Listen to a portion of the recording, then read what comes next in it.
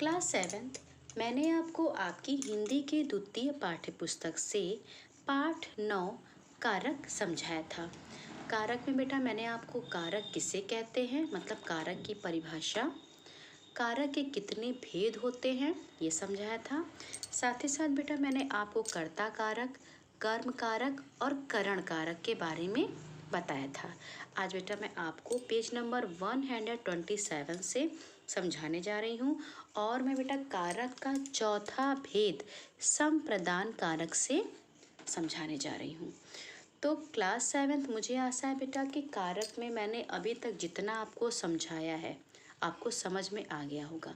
मतलब कारक की परिभाषा, कारक के भेद में से कर्ता कारक, कर्म कारक और करण कारक के बारे में समझ में आ गया होगा। आज बेटा आपको संप्रदान कारक, अपादान कारक, अधिकरण कारक, संबंध कारक और संबोधन के बारे में समझना है। तो चलिए क्लास सेवेंथ बेटा संप्रदान कारक से आप समझिए। बाढ़ पीड़ितों के लिए चंदा जमा किया गया। विनय ने फीस माफी हेतु पत्र लिखा। यहाँ देखिए बेटा के लिए, बाढ़ पीड़ितों के लिए चंदा जमा किया गया। यहाँ पर विनय ने फीस माफी हेतु पत्र लिखा। संप्रदान कारक का बेटा चिन्ह मतलब पदसर्ग होता है को के लिए और हेतु। मतलब इसमें जो है बेटा कर्ता काम करता है या फिर किसी को कुछ देने के संदर्भ में होता है।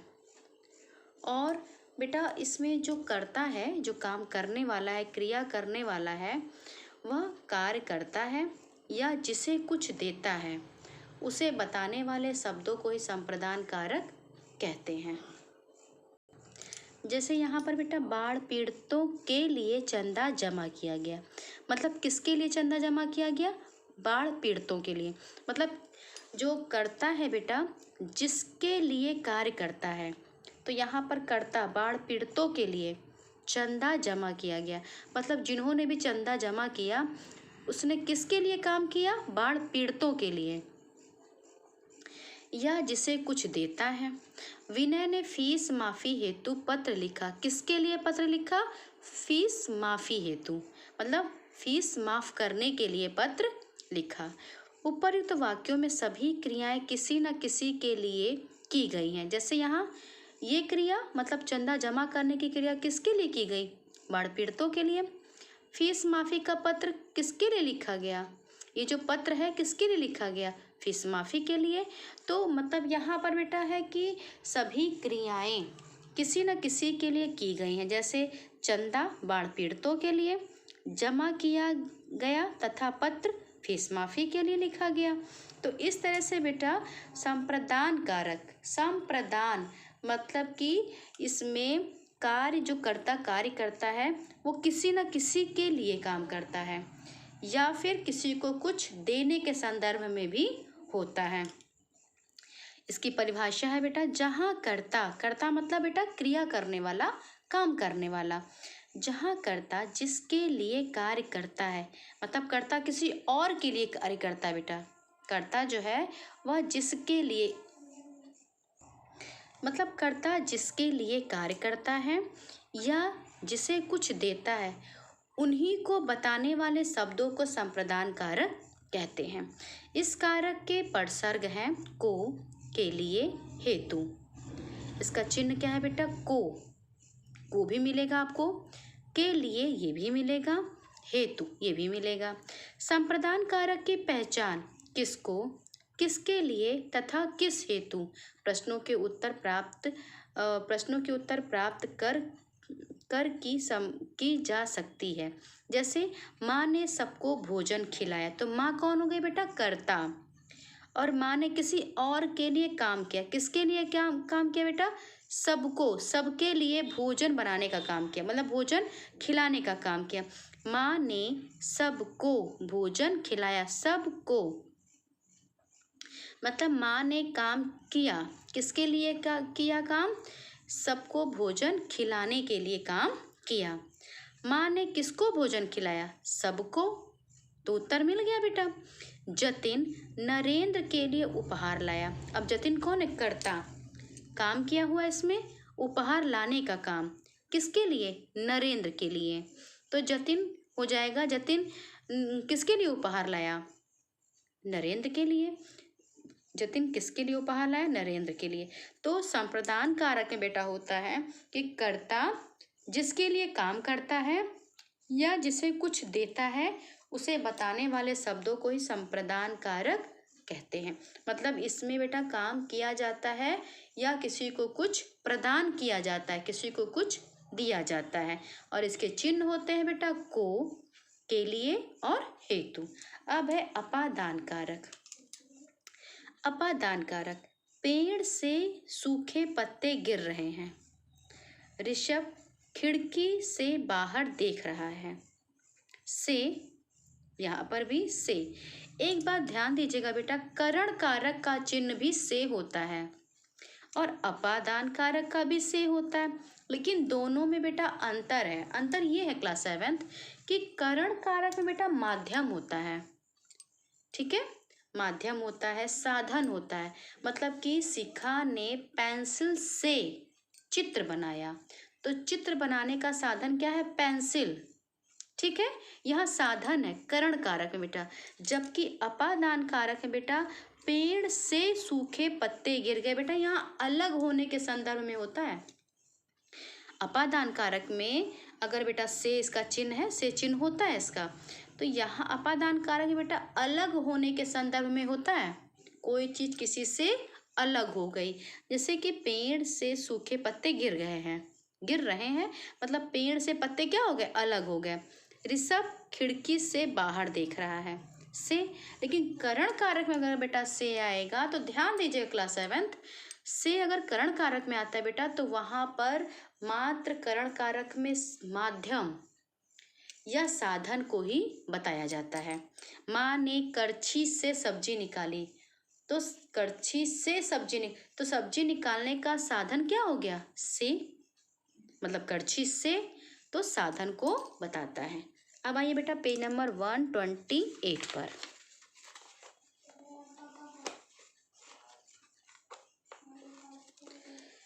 मयंक आशीष से लंबा है। देखिए तुलना करने के संदर्भ में। फिर क्या है? खुशी सांप से डर गई। अब देखिए बेटा ध्यान से, उपरयुक्त वाक्यों में पत्तों का पेड़ से, ऋषभ का खिड़की से, मयंक का आशीष से, खुशी का सांप से क्रमशः देखिए बेटा अलग होने के संदर्भ में, दूरी बताने के संदर्भ में, तुलना करने के संदर्भ में तथा डरने के भाव व्यक्त हो रहे हैं। अतः ये अपादान कारक है। अपादान कारक में बेटा से चिन्ह होता है, लेकिन से का प्रयोग जो होता है वह अलग होने के संदर्भ में होता है या फिर दूरी बताने के संदर्भ में होता है। जैसे ऋषभ खिड़की से बाहर झांक रहा है। फिर उसके साथ बेटा तुलना करने के संदर्भ में, जैसे कि मयंक आशीष से लंबा है, तुलना करने के संदर्भ में, या डरने का भाव व्यक्त अगर होता है, जैसे खुशी सांप से डर गई, तो डरने का भाव व्यक्त हो रहा है, अतः ये अपादान कारक है। अब देखिए अपादान कारक की परिभाषा, जिस शब्द से संज्ञा और सर्वनाम से अलग होने, दूरी बताने, तुलना करने, डरने, लजाने आदि के भाव का पता चलता है उसे अपादान कारक कहते हैं। समझ में आ गया बेटा? अपादान कारक का भी चिन्ह से होता है, लेकिन से जो होता है बेटा ये अलग होने के संदर्भ में, दूरी बताने के संदर्भ में, तुलना करने के संदर्भ में, डरने के संदर्भ में और लजाने के संदर्भ में इसके लिए प्रयोग होता है, इसका भाव बताता है। अपादान कारक का प्रसर्ग से होता है। अलग होने के अर्थ में देखिए बेटा, अलग होने, गंगा हिमालय से निकलती है। अब यहाँ बेटा गंगा जो है हिमालय से क्या हो गई? अलग हो गई। दूरी बताने, मेरे पिताजी कोलकाता से दिल्ली पहुँचे। अब यहाँ दूरी बताने के लिए, मतलब कोलकाता से दिल्ली। तुलना करने, पहलवान खली से लंबा और ताकतवर कोई नहीं। यहाँ तुलना की गई किसकी? पहलवान खली से, मतलब पहलवान खली से लंबा और ताकतवर कोई नहीं, यहाँ तुलना की जा रही है। डरने, सभी यात्री लुटेरों से डर गए। से, अब देखिए से सब जगह लगा है बेटा, लेकिन अलग होने के संदर्भ में, दूरी बताने के लिए, तुलना करने के लिए और डरने के संदर्भ में। अपादान कारक की पहचान के लिए क्रिया के साथ कहाँ से और किससे लगाकर प्रश्न किया जाता है, फिर उसका जो उत्तर आता है वह अपादान कारक होता है। जैसे रमा शीतल से सुंदर है, रमा किससे सुंदर है? शीतल से। बाघ शिकारी से डर गया, बाघ किससे डर गया? शिकारी से। करण दुकान से कपड़े लाया, करण कहाँ से कपड़े लाया? दुकान से। अब आइए बेटा पेज नंबर 129 पर। विशेष, करण और अपादान कारक दोनों का परसर्ग से होता है, परंतु दोनों में अंतर है। करण कारक में से परसर्ग का प्रयोग साधन के अर्थ में किया जाता है, जबकि अपादान कारक में से परसर्ग का प्रयोग अलग होने, दूरी बताने, तुलना करने, डरने, लजाने आदि के अर्थ में किया जाता है। तो बेटा आपको करण कारक और अपादान कारक समझ में आ गया होगा, क्योंकि दोनों में दोनों का चिन्ह बेटा से है, लेकिन दोनों का जो से चिन्ह है ये अलग अलग अर्थों में प्रयोग होता है। करण कारक में साधन और माध्यम बताने के लिए, और अपादान कारक में बेटा तुलना करने के लिए, दूरी बताने के लिए, अलग होने के लिए, कि अलग कोई वस्तु किसी से अलग हो। जैसे बच्चे स्कूल से घर चले गए, बच्चे विद्यालय से घर चले गए, मतलब बच्चे किससे अलग हो गए? विद्यालय से अलग हो गए। बंदूक से गोली छूट गई, तो बंदूक से गोली अलग हो गई। तो यहाँ पर बेटा अलग होने के संदर्भ में, तुलना करने के संदर्भ में, डरने या लजाने के अर्थ में प्रयोग होता है। अब है छठा भेद, संबंध कारक। हेमंत अपने भाई की मदद कर रहा है, हेमंत अपने भाई की मदद कर रहा है। राजीव का बल्ला टूट गया।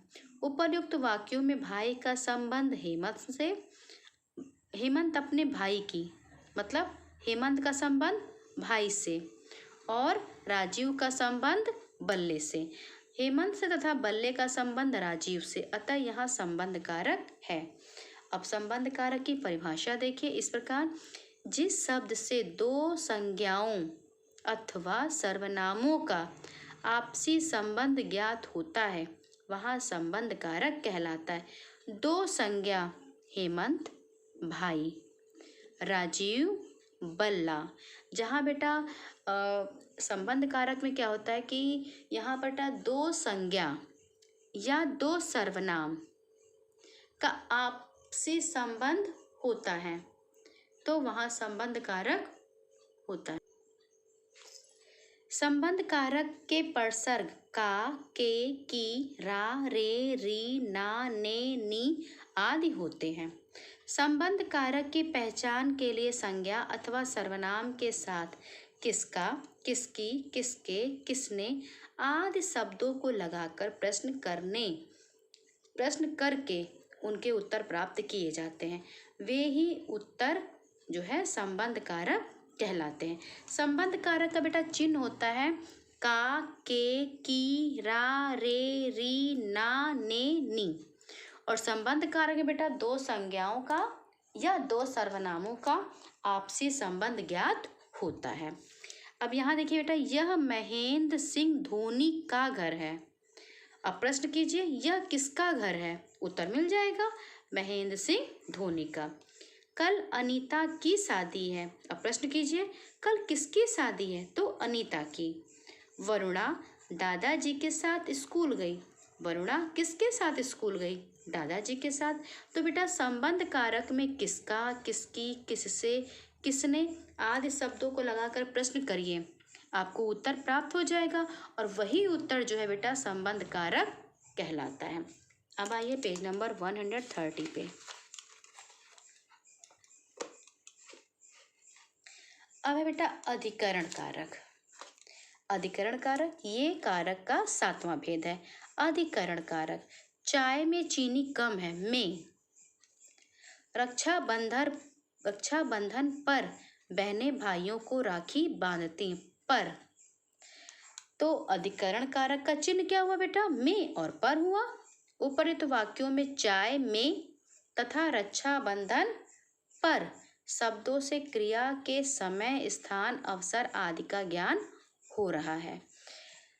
अधिकरण कारक में बेटा जो होता है, इसका चिन्ह होता है में होता है और पर होता है, और ये साथ ही साथ बेटा काम के का समय बताता है, ठीक है, काम किस जगह हुआ ये बताता है, और काम किस अवसर पर हुआ ये भी बताता है। अधिकरण कारक बेटा हमें पता चलता है कि काम का समय, काम करने का स्थान, और साथ ही साथ काम का किस उपलक्ष्य में हुआ, किस अवसर पर हुआ ये बताता है। जैसे कि चाय में चीनी कम है, रक्षाबंधन पर बहनें भाइयों को राखी बांधती हैं। तो यहाँ पर में और पर शब्दों से क्रिया के समय, स्थान, अवसर आदि का ज्ञान हो रहा है। संज्ञा के जिस रूप से क्रिया के समय, स्थान, अवसर आदि का पता चलता है उसे अधिकरण कारक कहते हैं। अब इसको विस्तार से समझिए। अधिकरण कारक में परसर्ग, अधिकरण कारक के परसर्ग में तथा पर होते हैं। अधिकरण कारक की पहचान के लिए वाक्य में क्रिया के साथ कहाँ लगाकर प्रश्न किया जाता है तो प्राप्त उत्तर ही अधिकरण कारक कहलाता। जैसे कुल्फी में पिस्ता बादाम डाला जाता है। कुल्फी में आ गया बेटा। अब कहाँ पिस्ता बादाम डाला जाता है? कुल्फी में। छत पर सोनिया की किताब रखी है तो क्या हो गया? पर। तो सोनिया की किताब कहाँ रखी है? छत पर। पेड़ पर मैना बैठी है। मैना कहाँ बैठी है? पेड़ पर। तो इस तरह से बेटा समय, स्थान, जैसे पेड़ पर मैना बैठी है तो मैना के बैठने का स्थान कहाँ है? पेड़ पर। किताब कहाँ रखी है? स्थान कहाँ है? छत पर। फिर है कुल्फी में पिस्ता बादाम डाला जाता है। कुल्फी में पिस्ता बादाम डाला जाता है। तो इस तरह से बेटा जो है इस तरह से क्लास 7 अधिकरण कारक में काम का समय, काम का स्थान और काम का अवसर इस बात का पता चलता है, और इसका चिन्ह होता है बेटा में तथा पर। अब है संबोधन कारक। संबोधन कारक में ओ लड़के जरा सुन तो, अरे नमिता तुम कब आई, इसमें बेटा संबोधित किया जाता है। जैसे उपर्युक्त वाक्यों में लड़के तथा नमिता शब्दों का प्रयोग संबोधन के रूप में हुआ है और इनके साथ ओ तथा अरे परसर्ग लगे हैं, ये संबोधन कारक होते हैं। संबोधन कारक है मतलब कि ओ लड़के, तो लड़के को क्या कहा गया है? अरे। ओ लड़के जरा सुन तो, मतलब यहाँ पर संबोधन किया गया है बेटा ओ लगाकर। और नमिता को अरे नमिता तुम कब आई, तो नमिता को यहाँ संबोधन किया गया है अरे। तो ये क्या है? संबोधन कारक। अब आइए बेटा पेज नंबर 131 पर। संबोधन कारक के परसर्ग अरे, हे आदि होते हैं। इस प्रकार जिन शब्दों का प्रयोग किसी को बुलाने या पुकारने अथवा संबोधित करने के लिए किया जाता है वे संबोधन कारक कहलाते हैं। समझ में आ गया बेटा? संबोधन कारक में क्या होता है बेटा? किसी को बुलाने के लिए, किसी को पुकारने के लिए या संबोधित करने के लिए किया जाता है वे संबोधन कारक कहलाते हैं। अरे जरा सुनो तो अरे, ठीक है। अरे नमिता तो अरे। तो इस तरह से बेटा किसी को बुलाने के लिए या पुकारने के लिए या फिर संबोधित करने के लिए किया जाता है वे संबोधन कारक कहलाते हैं। तो क्लास 7 आज बेटा आपका कारक चैप्टर समाप्त हुआ, और मुझे आशा है बेटा कि आपको ये चैप्टर बहुत अच्छे से आया होगा। नहीं आया है तो फिर से पूछिएगा, मैं समझा दूंगी, लेकिन बेटा इसे ध्यान से पढ़िए क्योंकि कारक आपके लिए नया विषय है और आपने पहले पढ़ा नहीं है, और थोड़ा सा ये कठिन भी है, इसके भेद भी 8 हैं। आपको इसे अच्छे से बेटा समझना चाहिए। संज्ञा अथवा सर्वनाम को क्रिया से जोड़ने वाले चिन्ह कारक कहलाते हैं। कारक चिन्ह को परसर्ग भी कहते हैं। कारक के 8 भेद हैं। कर्ता कारक, कर्म कारक, करण कारक, संप्रदान कारक, अपादान कारक, संबंध कारक, अधिकरण कारक तथा संबोधन कारक। ठीक है, ये कारक के भेद हैं, ये कारक की परिभाषा है। फिर है करण और अपादान कारक दोनों का परसर्ग से होता है, परंतु दोनों में इसका प्रयोग अलग अलग रूप में होता है। आपको मैं समझा चुकी हूँ, आपको समझ में भी आया होगा। करण कारक में से परसर्ग का प्रयोग साधन के अर्थ में होता है, जबकि अपादान कारक में इसका प्रयोग अलग होने, दूरी बताने, तुलना करने, डरने, लजाने आदि भाव बताने के लिए किया जाता है। क्लास 7 आज बेटा आपको कारक के पूरा चैप्टर पढ़ना है, पूरा पार्ट पढ़ना है और समझना है। साथ ही साथ बेटा आपको इसका कॉपी वर्क भी करना है। तो आज क्लास 7 आप ध्यान से कारक फिर से पढ़िए और समझिए, साथ ही साथ कॉपी वर्क भी कीजिएगा।